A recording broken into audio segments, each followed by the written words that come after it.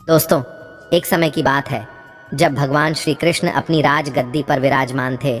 तब उनके पास देवर्षि नारद मुनि आती है और कहते हैं, हे प्रभु, मैं आज मृत्युलोक में भ्रमण कर रहा था।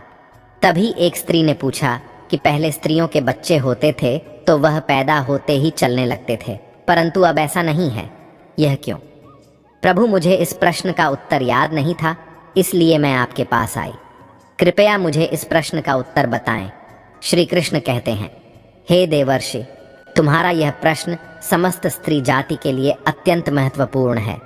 अगर तुम इस प्रश्न के उत्तर को जानना चाहते हो तो ठीक है, मैं तुम्हें एक कथा सुनाता हूँ। तुमको इस कथा के माध्यम से पता चल जाएगा कि किस वजह से अब स्त्रियों का बच्चा पैदा होते ही चल नहीं पाता है।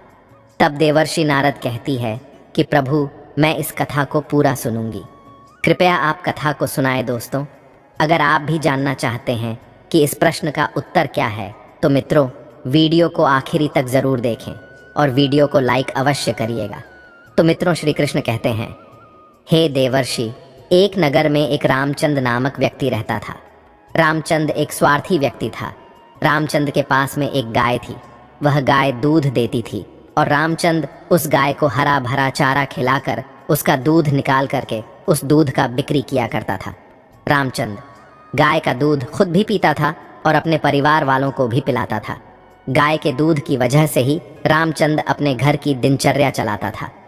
रामचंद का समय इसी तरह से व्यतीत हो रहा था। कुछ दिनों के बाद एक समय ऐसा आया कि जब रामचंद को गाय ने दूध देना बंद कर दिया।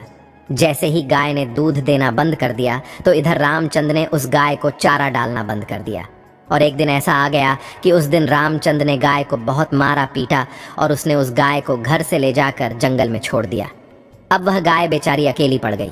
बेचारी अकेली जंगल में इधर उधर घूमती फिरती है और एक दिन जंगल में बने एक मंदिर के पास में पहुंचती है और भगवान से विनती करते हुए कहती हैं, हे भगवान, मैं आपसे यह नीति करती हूँ कि हमें गाय की योनि में डालकर कितना गलत काम किया है।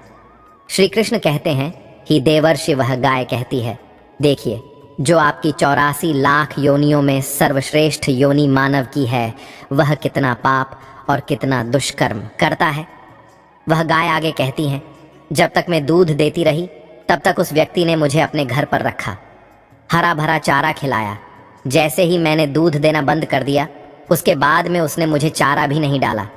इतना ही नहीं, उसने तो मुझे घर से बाहर ही निकाल दिया। अब मैं इधर उधर भटक रही हूँ। अब जंगल में चारा खा खा करके, जंगल में घास खा करके मैं अपने पेट को भरती हो। हे भगवान, आपने जो सर्वश्रेष्ठ योनि बनाई है, यह तो कितनी स्वार्थी और लालची योनि है। श्री कृष्ण कहते हैं कि ही देवर्षि नारद, धीरे धीरे समय व्यतीत होता चला गया। गाय बेचारी इधर उधर भटकती रही। जब भी वह गाय रामचंद के द्वार पर आ जाती है तो रामचंद ने लाठी लेकर के उस गाय को जंगल की तरफ, खेतों की तरफ भागा करके आता है। श्री कृष्ण कहते हैं, ही देवश्री, धीरे धीरे जब वह गाय एक दिन गर्भवती हो जाती है तो अब जैसे ही 3-4 महीने का गर्भ हुआ है तो उसी जंगल से एक स्त्री गुजर रही थी। उस स्त्री ने जैसे ही उस गाय को देखा, उसने मन में सोचा कि यह गाय तो गर्भवती है। मैं एक काम करती है, इस गाय को मैं पाल लेती हूँ। जब इसका बच्चा हो जाएगा तो यही गाय मुझे दूध देने लगेगी। तब मैं इसका दूध खुद भी होंगी और साथ ही अपने परिवार वालों को भी पिलागी और बिक्री भी करूंगी। लेकिन जैसे ही वह स्त्री उस गाय को पकड़ने के लिए अपने पति को बुलाने के लिए जाती है और जब तक उसका पति वहां पर आता है तब तक वह गाय वहां से चली जाती है। धीरे धीरे और समय व्यतीत होता गया। श्री कृष्ण कहते हैं, हे देवर्षि, जब उस गाय के प्रसव का समय नजदीक आ गया तब वह एकांत जंगल में सुरक्षित जगह पर जाकर के उस गाय ने एक बछड़े को जन्म दिया। श्री कृष्ण कहते हैं कि ही देवर्षि, प्रसव के कुछ समय बाद वहीं स्त्री उसी जंगल में घास काटने के लिए गई हुई थी। जैसे ही उसने दूर से देखा कि एक गाय ने अपना बच्चा जन्म दिया हुआ है, तब वह स्त्री उसके पास गई और उसने ध्यान से उस गाय को देखा तो बोली कि अरे, यह तो वही गाय है, इस गाय ने तो बछड़ा दे ही दिया, चलो अच्छा हुआ। वह स्त्री सोचती है, अब मैं इस गाय को पकड़कर अपने घर पर अवश्य ले जाऊंगी। जैसे ही वह स्त्री उस गाय के पास से अपने पति को बुलाने के लिए जाने लगती है, तभी गाय ने उसी समय उस स्त्री से कहती है, बहन, आज तुम हमारे ऊपर एक परोपकार कर दो। यह मेनरा जो बच्चा है, यह पीछे पड़ा हुआ है इसे उठाकर कि तुम मेरी गर्दन के ऊपर रख दो।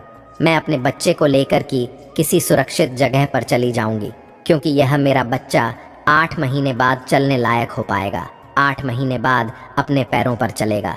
श्री कृष्ण कहते हैं, ही देवर्षि नारद जैसा अब भी है, ऐसा पहले नहीं था। पहले गाय का बच्चा 8 महीने के बाद ही अपने पैरों पर चलने लायक हुआ करता था।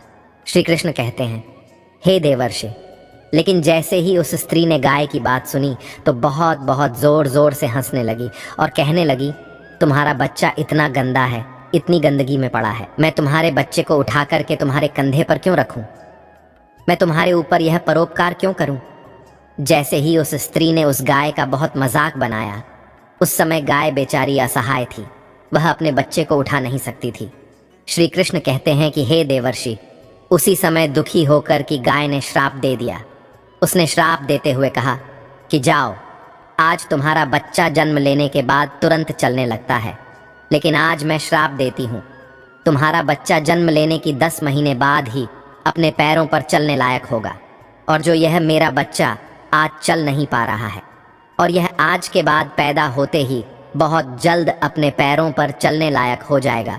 श्री कृष्ण कहते हैं, ही देवर्षि, इसी श्राप के कारण स्त्रियों का बच्चा जन्म लेते ही अपने पैरों पर चल नहीं पाता। दोस्तों, सतयुग में सुखदेव पैदा होने के तुरंत बाद ही अपने पैरों पर चलने लगे थे और वेद व्यास भी जन्म लेने के तुरंत ही बाद अपने पैरों पर चलने लगे थे। यह बात तो सतयुग की थी, लेकिन कलयुग में ऐसा नहीं है। कलयुग में बच्चे को अपने पैरों पर चलने के लिए कम से कम 9 से 10 महीने लग जाते।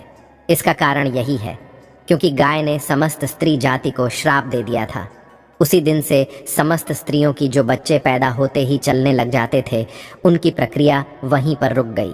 गाय के श्राप के कारण ही स्त्री का बच्चा 9-10 महीने बाद ही चलने लायक, अपने पैरों पर खड़े होने लायक बन पाता है, और गाय का बच्चा उसी दिन से अपने पैरों पर चलने लायक हो जाता है। इसीलिए किसी की आत्मा को कष्ट नहीं देना चाहिए, और यही सनातन धर्म का सबसे बड़ा धर्म है। गोस्वामी तुलसीदास ने लिखा है, पर हिट सरल धर्म नहीं। दोस्तों, दूसरे के दुख में दुखी हो जाना, दूसरे के काम आना सबसे बड़ा धर्म माना गया है। तो इसलिए हमें असहाय पशु की, पक्षियों की सहायता करनी चाहिए। गाय के श्राप की वजह से ही जितनी भी पशु पक्षी हैं, उन सब के बच्चे जन्म लेने के तुरंत बाद चलने लग जाते हैं। लेकिन स्त्रियों के बच्चों पर इसका विपरीत प्रभाव पड़ा कि जन्म के तुरंत बाद स्त्री का बच्चा चलने लायक नहीं बन पाता।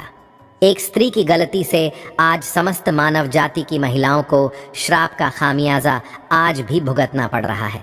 मित्रों, आपको यह जानकारी कैसी लगी? हमें कमेंट में अवश्य बताइएगा, और कमेंट में जय श्री राम अवश्य लिखना। साथ ही अगर आप हमारा चैनल पर नए हैं तो चैनल को सब्सक्राइब अवश्य कर लेना, हो सके तो इस वीडियो को ज़्यादा से ज़्यादा लोगों तक शेयर अवश्य करें। वीडियो देखने के लिए आपको दिल से बहुत बहुत धन्यवाद।